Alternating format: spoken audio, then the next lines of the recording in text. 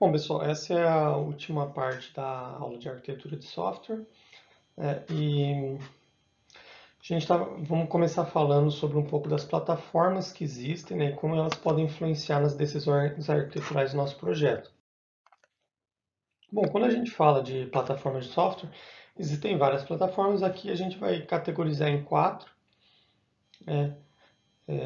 as principais aí que a gente tem desenvolvido softwares, que seriam desktop, web, móvel e IoT. Bom, então, com certeza, além do tipo de sistema que você está desenvolvendo, você tem que pensar para qual plataforma você vai desenvolver e como essa plataforma, quais os atributos de qualidade que essas plataformas exigem, né, e como que os padrões arquiteturais podem auxiliá-las. Bom, sistemas web, a gente funciona sobre o HTTP, né, e os atributos de qualidade que geralmente a gente busca quando faz uma solução web, primeiro a usabilidade, né, pois muitos aplicativos, né, muitas das páginas que construímos rodam em diferentes navegadores. Também existem diferentes sistemas operacionais e diferentes tamanhos de tela, né, principalmente com a entrada do móvel. Hoje você desenvolve um sistema, normalmente ele não é só para acesso no desktop, no computador. Você pode acessar via um tablet, via o smartphone, né? Então isso daí, a usabilidade é um fator bastante importante para esse tipo de aplicação. Disponibilidade. Geralmente a gente quer que esse sistema esteja disponível a qualquer momento do tempo. Então pensar numa estrutura física, numa arquitetura física que garanta que o seu servidor web esteja sempre disponível. E desempenho, né? Você não quer uma aplicação web que seja muito devagar, principalmente quando a gente trabalha com aplicações com grande volume de acesso, né? É preciso garantir que ela responda os dados, as solicitações de acesso num tempo adequado. Táticas para a gente tratar a usabilidade. Tratar a legibilidade, consistência, dar feedback para o usuário, separar a interface do usuário, por exemplo, usando MVC, utilizar design responsivo. Né? Essa tática auxiliará no mesmo que o mesmo sistema possa ser acessado por diferentes dispositivos. O design responsivo é aquele design que o conteúdo se adequa ao tamanho da tela. Bom, um exemplo aí de arquitetura de sistema web. Isso aqui é o exemplo bem mais comum, né? Você tem uma requisição HTTP de um computador para um servidor web. Esse servidor web vai ter lá o seu aplicação, um Apache Tomcat, um Glassfish ou qualquer que seja esse servidor. Esse cara vai fazer uma requisição de script que vai ser executado pelo servidor da aplicação. Normalmente esses caras podem estar no mesmo computador, né? Por exemplo, uma página PHP vai estar sendo processado. Esse cara geralmente faz uma consulta ao servidor de banco de dados, pode ou não estar numa mesma máquina, pode ser super distribuído, vai depender muito do tamanho e número de acessos que tem. E você vai ter os resultados, que vai montar uma página HTML que vai ser então apresentada para a tela do cliente. Bom, sistemas móveis. Os aplicativos móveis, né, os móvel ou apps, são software que funcionam no dispositivo móvel como o smartphone ou tablet. Eles mudaram muito, né, as características dessa arquitetura nos últimos tempos, porque os sistemas móveis hoje eles têm, os smartphones eles têm uma capacidade computacional, cresceu muito, né, de 5, 6 anos aí para, se a gente for comparar com os smartphones que a gente tinha. Então, mas um atributo sempre especial, usabilidade, né? Se você tem aplicativos que você acessa num sistema desktop, num sistema app, você vê a diferença. Por exemplo, um sistema de banco. A forma de você acessar é diferente, às vezes até no sistema app você vai ter um pouco menos de atributos, né? Porque tem que proporcionar que software complexo sejam, a gente consiga achar facilmente as coisas ali. Além disso, tem interação touch, né? Que no sistema desktop, apesar de muitos hoje suportarem, não é igual. A portabilidade é uma questão muito importante, né, porque a gente tem vários sistemas. Google App, né, a gente tinha, vamos já tirar aqui, ó, né, praticamente não tem mais. Hoje o sistema móvel Microsoft, mas a gente tinha outros, não sei em que nível que tá, mas tinha o BlackBerry, né? Mas hoje, logicamente, que se você for desenvolver, a importância vai estar para esses dois caras aqui. Bom, o desempenho dos smartphones, a capacidade de processamento é um pouco menor ainda, você tem que pensar, né, dependendo do tipo de aplicação. E o armazenamento também é um pouco menor, bem que hoje isso é praticamente irrelevante. Hoje, praticamente os novos smartphones têm a mesma capacidade do sistema desktop, mas se você for fazer uma aplicação muito complexa, você tem que pensar nisso sim, né? Desempenho e tamanho de memória. Usabilidade. O que a gente pode fazer nos sistemas móveis? Separar a interface, mesma coisa no MVC. Aumentar a coerência semântica e encapsular responsabilidades. Restringir dependências que minimizam o efeito de propagação para o outro software, quando a interface do usuário é alterada. Então, o MVC aqui no sistema móvel, a gente poderia ter, por exemplo, uma visão e um controller aqui e fazer só realmente o servidor fora da sua aplicação. Desempenho, a gente pode usar táticas como dados em cache, né?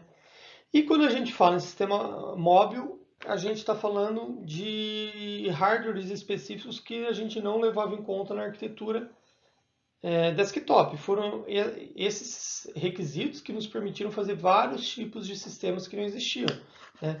Que é o GPS, bússola, acelerômetro, sensor de luz, decibelímetro, entre outros. Então vários apps surgiram por causa dessas características. O Uber só surgiu por causa do quê? GPS, saber sua localização, saber a localização onde o motorista está e acompanhando. Né? Sistemas de corrida. Então tem vários aplicativos aí que só foi permitido criar esses apps por causa das características que tem nos sistemas móveis. Então essas características também são atributos de qualidade que ele permite a gente usar e vão também interferir quando vocês pensarem na arquitetura para a solução que vocês implementarem para esse tipo de plataforma. Bom, vamos ver como que a gente pode tratar atributos de qualidade em sistema móvel. Vamos pensar num aplicativo para encontrar horário de ônibus. Bom, esse aplicativo deve ter um alto nível de usabilidade, proteger o usuário contra entradas de dados incorretas, isso é muito importante, né? Sistema móvel é mais difícil de você digitar, o teclado é menor, é touch, então você tem que usar, geralmente, tem esse critério de qualidade, né, um requisito não funcional, e utilizar, então, utilizando o autocomplemento. Quando você começa a digitar, já aparece uma lista, e isso facilita você fazer a busca correta, né? Então, essa é uma forma da gente tratar a usabilidade em sistema móvel, uma das, né? Lógico que vão ter várias. Algumas questões que devem ser respondidas para a gente conseguir implementar o autocomplemento, né? Nesse caso do sistema de busca de ônibus, né, você vai se autocomplementar com o quê? O autocomplemento tem que ser inteligente, né? Se você está fazendo uma busca por sistema itinerário de ônibus, você precisa primeiro, né, saber a lista de pontos disponíveis. Então, onde você vai armazenar essa lista e como posso filtrar os pontos perto da posição do usuário? Então, você vê que tem que ser um autocomplemento inteligente. Não tem sentido você fazer um autocomplemento que não traga realmente uma ajuda para o usuário. Bom, com base nessas questões, a gente pode reescrever, então, os requisitos de usabilidade assim. O usuário quer consultar o ônibus usando um app do sistema de transporte. A interface desse app vai apresentar uma lista pré-definida de estações de partida, levando em consideração a localização do usuário, o horário e pesquisas anteriores. Então, assim, a gente já começa a modelar uma solução levando em consideração os requisitos de qualidade que a gente identificou. Essa interface do app também deve mostrar o horário de partida estimado em uma lista de 3 possíveis de destino com base em pesquisas anteriores, né? Então, é isso que a gente tem que buscar, soluções mais inteligentes, né? Mas para isso a gente tem que conseguir ver como que aquela atributo de qualidade, como que a gente responde da melhor maneira possível, como que a gente modela e arquiteta o nosso sistema para isso. Não. Por fim, os sistemas IoT, eles vão estar presentes numa infinidade de soluções, né? Então é difícil até a gente falar, e vamos falar aqui de IoT geral, né, de uma forma geral e básica, porque você vai poder ter IoT aí nos mais diversos tipos de soluções que vão ter características específicas. Bom, quando a gente faz uma solução IoT, aqui eu estou considerando um sistema. Então, além da solução IoT, eu estou considerando que ele tem uma, uma interface gráfica. Por exemplo, eu quero controlar, eu quero fazer um sistema de smart house, ou seja, eu quero controlar minha casa via IoT. Então, eu estou imaginando que eu tenho o meu smartphone, por exemplo, que eu vou acessar ele e vou conseguir controlar a casa. Então, tem a parte IoT, mas tem a parte do sistema. Por isso que eu estou considerando, pode ser móvel ou web, na verdade, né? Então a gente tem 3 atributos que são fortemente relacionados a qualquer IoT. Vamos lá. Primeiro, interoperabilidade. Isso é muito importante, porque você está conectando sensores, peças de um sistema totalmente distintos, né, numa única aplicação. Então essa diversificação de sensores e dispositivos por diferentes fabricantes que utilizam diferentes protocolos. Então uma característica muito importante é a interoperabilidade. Modificabilidade, isso é outro atributo de muita importância, porque as aplicações IoT têm que alterar e inserir novas funcionalidades em aplicações já existentes, né, muitas vezes. E terceiro, reuso, né? Porque você pode fazer uma aplicação IoT e reutilizar ela em outras. Além disso, logicamente, se ela estiver acoplado com o sistema móvel ou web para configurar e administrar, acessar os dados dessa solução IoT, a gente vai ter ainda os requisitos de qualidade de sistemas web e móvel. Bom, então como tratar a interoperabilidade? Vamos pensar nesse mesmo sistema de ônibus. Queremos um sistema de transporte inteligente no qual cada ônibus terá um subsistema que envia sua localização em tempo real para o servidor central. O servidor então calculará o tempo de chegada estimado para cada ponto e atualizará os respectivos displays digitais que tem no ponto para dizer quanto tempo o ônibus vai demorar para passar naquele ponto. Assim, a gente poderia pensar numa visão conceitual da arquitetura, né?